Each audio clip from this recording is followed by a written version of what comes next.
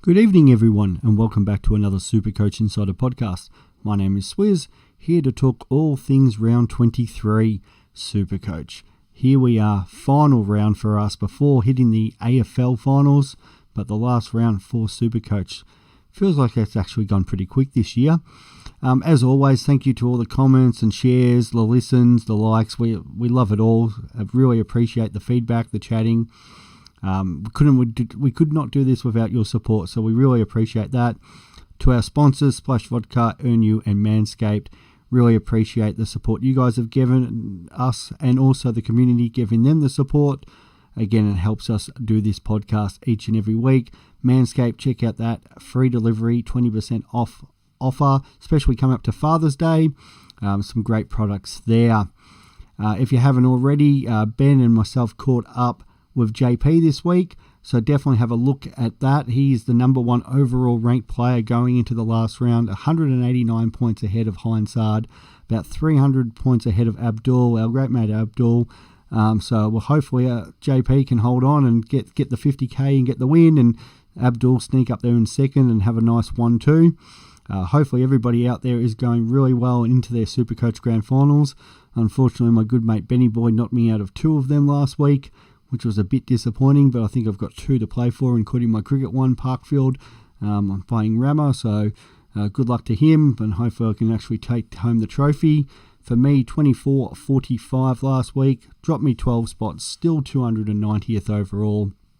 So holding on, hopefully in that top 300. Maybe if I can get a good week pushed inside the top 250. For me last week, probably the biggest letdowns again was Crisp. So his second half of the year has been a bit poor. And then Goldie on field with that 66. Having Himmelberg there just in case Vlosten did not play, which I ended up taking Himmelberg's score. Cost me, I think, 2 points that with Himmelberg scoring a flat 100. In a perfect world, I would have had Himmelberg forward, and then I could have not had either Goldie or it probably would have been either Goldie or Cameron. So it may have paid out for me there. Unlucky to Abdul, I think, because he had Dawson as VC and he swapped it just before the game. But unfortunately, Laird had his lowest game for the year. Did have my backup captain, which was Clary for 126, so wasn't too disappointed there. But there was some massive scores last week. I was looking really good in all my leagues until Sean Darcy happened. And then unfortunately, Zach Merritt didn't happen for me on the Sunday, and that really killed me with the 73, and the Bombers couldn't play any more poorly. And we've seen what's happened in the footy world regarding them this week, and what's going on with Clarko and their coaching situation. It is all a complete mess, and hopefully, for the Bombers fans, they sort it out, because you've had a long sort of 4 to 15 years there. I know I've been paying out on Twitter talking about you guys and Man United as a bit of a farmers club, irrelevant and stuff, but yeah, unfortunately for the supporters, I get it can be tough and that, so hopefully you can come with a bit of a resolution this week.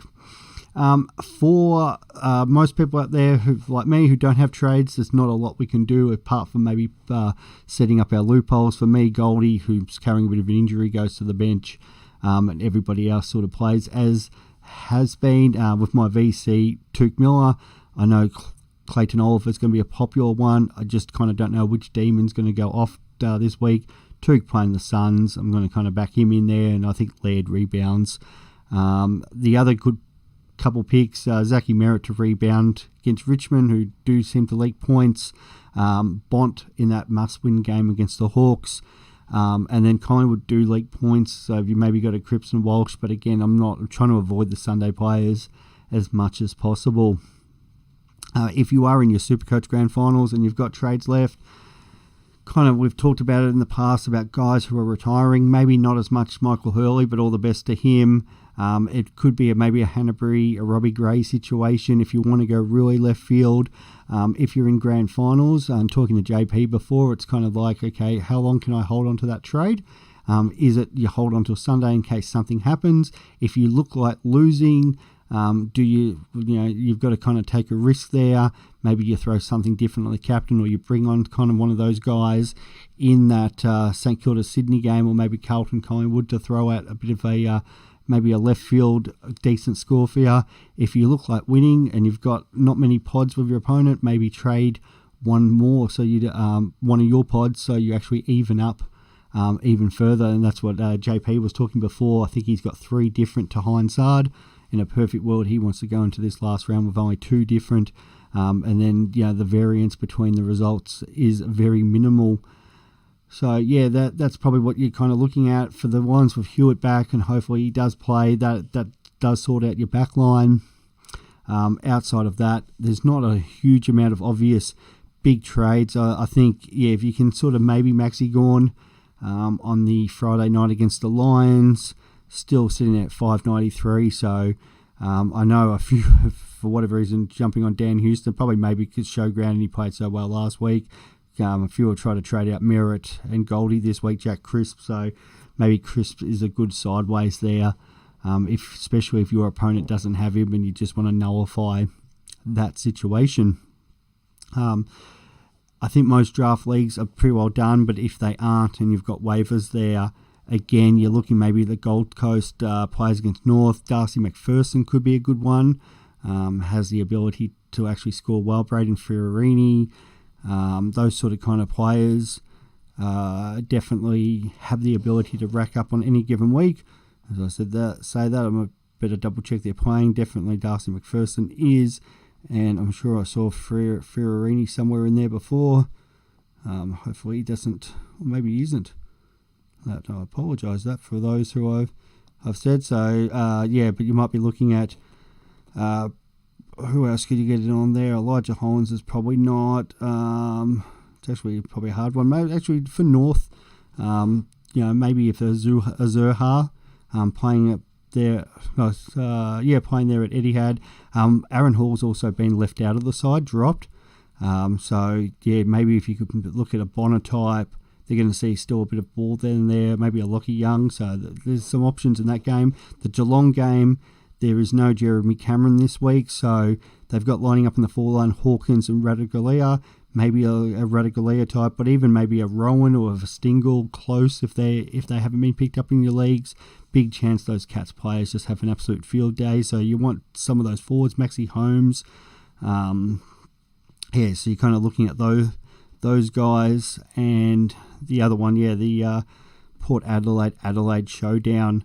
I think it's probably actually going to be a decent match, but some of those Port Adelaide players, more likely a lot of the Port players have been picked up, but you may, for whatever reason, there could be, let's say maybe a Kane Farrell could be a sneaky option there. I know he's like forward listed, so you're kind of looking, as we've talked about in draft, F4, F5. I think I say that every week, D4, F5. But for those who are streaming, kind of looking at those forwards. Fremantle GWS might be another one there. The Freo haven't been scoring that well, but you might have to pick up a forward this week who scores a few cheap points if they're going to have a bit of the ball down there.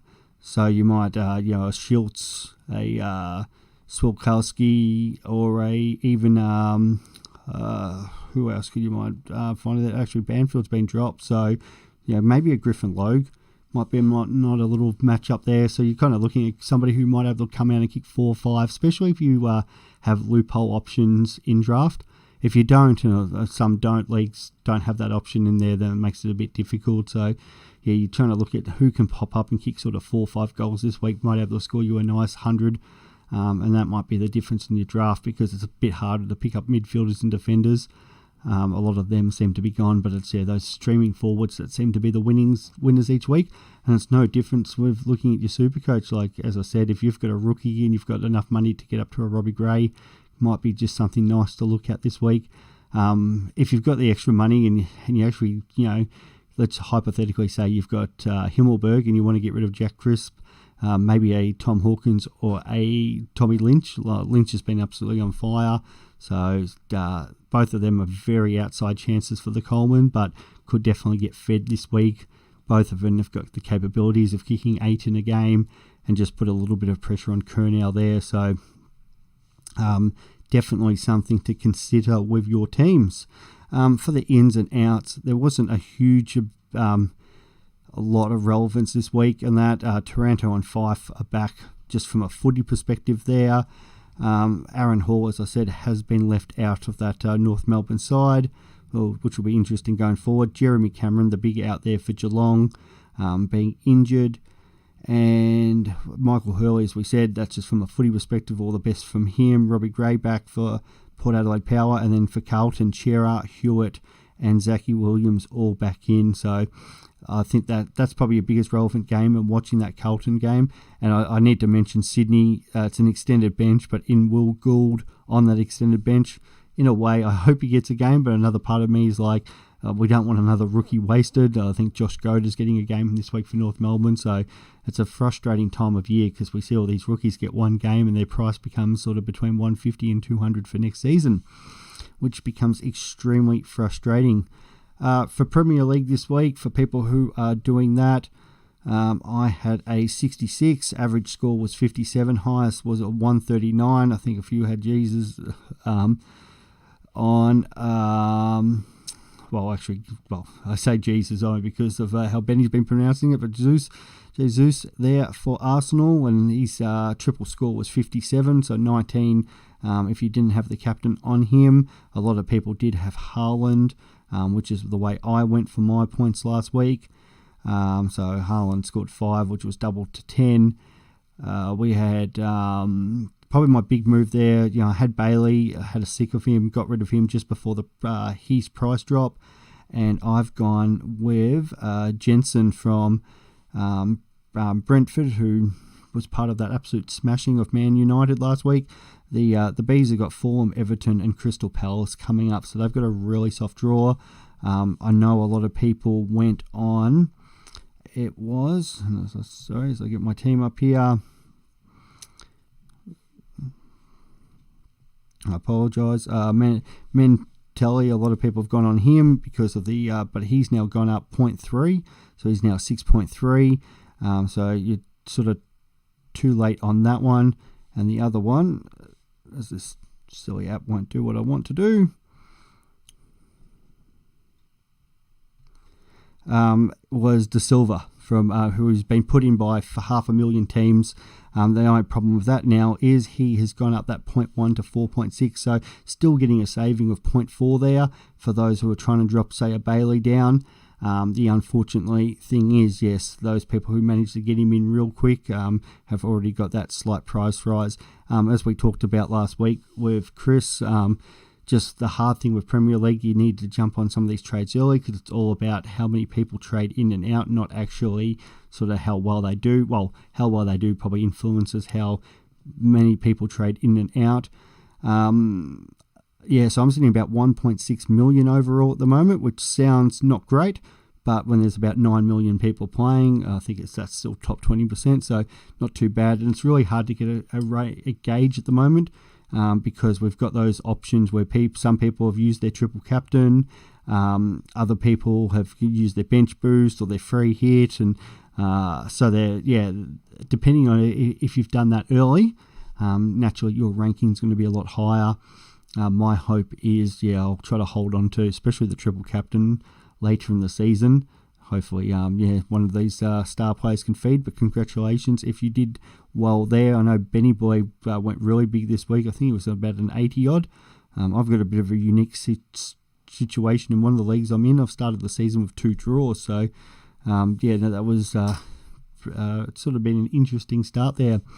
As I said last week, those who are interested in doing AFL fantasy, AFLW fantasy, so the site there is the https://aflwfantasy.com.au. I'll try to get on early next week and maybe talk about that. My knowledge isn't as good as probably the Supercoach season, but there's still a few players we know. Probably because it is an interesting situation because compared to Supercoach now, and even EPL, where there's so many Twitter pages and there's so much research on it, it does make it probably a lot easier for a lot of teams. But with AFLW, there's just not anywhere the same detail, so it does make it kind of interesting to actually play because we're just not force fed all this information. So I think last year I might have finished about 800th or 900th, but we'll definitely try to go a lot better on that this year. My ranking might have actually been a lot higher than that, but I'm not too sure. But I don't think I did so well first season. But yes, it's definitely a learning curve, and it's fantasy points too. The people that do put that together, they do a fantastic job. So yeah, as the AFLW becomes a bit more mainstream, definitely something that more people are watching. So yeah, something to definitely be involved in. Moving on, I'll have a bit of a chuckle here. Juven just sent me she's watching Italy versus Austria in cricket. Who would have known that's a thing? So we, as I said to her about a couple of weeks ago, congratulations to her playing her first game here out in Australia. Might be a future Austrian international cricketer. To my guys, I'm playing cricket this week. Cricket grand final for winter. Hopefully the Melbourne weather is kind to us. So all the best there, boys. We're playing down at Elstonwick Park. And talking to JP before, I know he's getting down to some local footy finals. One of our cricket girls, Jade, we wish you all the best for the Waverley Hawks in your finals. And there's a lot of our listeners that are either watching footy, they've got kids playing footy, or they're playing footy themselves. So all the best for your footy finals. It's that time of year where everyone's getting out there and involved in the main part of the year, just like us in Supercoach. So yeah, if you are playing in one of those games, good luck. We hope you do really well. If you're playing Supercoach Grand Final, same there. Feel free, get in contact if you're looking at one of your trades. I know a few of the boys are already messaging in, asking about a couple of things. So yeah, we'll do our best to help you through that and win that Supercoach Premiership. And as I said, thank you so much for all the support this year. And yeah, we'll be back for AFLW, English Premier League Fantasy, and as we get into the Supercoach Racing and the Big Bash season. So there'll be plenty of more fantasy to come throughout the off-season for people who are interested. If not, I'll catch you back in 2023, and we'll start all over again for our Supercoach journey. Thanks, guys. Really appreciate it. We'll talk soon. Bye.